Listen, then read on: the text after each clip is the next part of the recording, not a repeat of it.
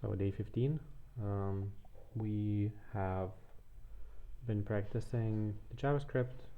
There's not much to show on it, obviously. Honestly, I meant, wow, my head. Um, so we are trying to do exercises just to get a hang of those ifs and ands and all those kind of getting things out of the HTML or plugging things into HTML. Um, so we just need to practice, and practice, just so it comes with much less thinking. Because I feel like I get stuff, but it's quite slow. So that's something that I'll be working on, and we got more tasks. Here's what we've been doing. So we worked a bit on this solution for number 4, just drawing circles, making them random width, and putting them in a line. So you'll see if I refresh, the size has changed, but they're all in order and in a line.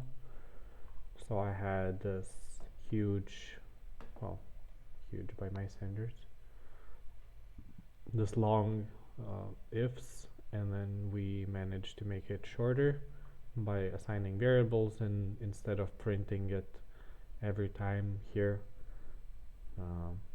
we just change it in the end. So a little shorter, not that much shorter, but still an improvement, I would say. And then the task number 5 is I have to generate random numbers.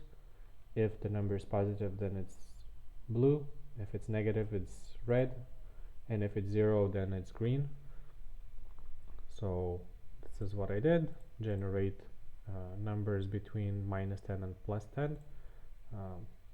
And then assign the elements on the file as a variable, and then run the if function to see if it is positive, negative, or 0. So basically, if it is higher than 0, then it is positive and ends up being blue. If it is less than 0, then it is negative, so it's red. And if it is something that is not either of those two, so something else, then it is green.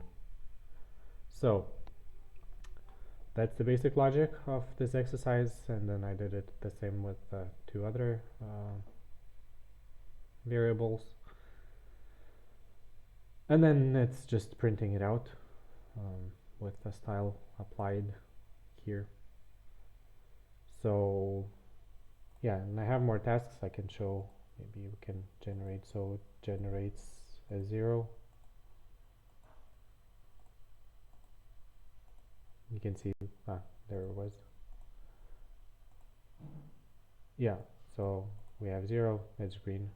And you can see those change as well, and this is also a random number. So yeah, more practice. And we also learned the cycle for. So basically it's used for when ifs are not enough. So basically for example, we would have a word and we want to write every letter of that word in a separate line. So we would use the for, and we would have it running for as long as the word length is not done. So basically going through every single letter and writing them out. So that's what we would use for. I mean, obviously there's way more practical and many more examples, but this is the basic one. Yeah, so have tasks, and hopefully we get to a point where there's more to show pretty soon. At the moment it's all fairly theoretical, just trying to wrap our minds around those different cycles, functions, variables, and all that sort of stuff. So kind of getting the basics so we can use those as building blocks for other projects. So that's the idea. That's what we learned on day 15, and I'll keep updating.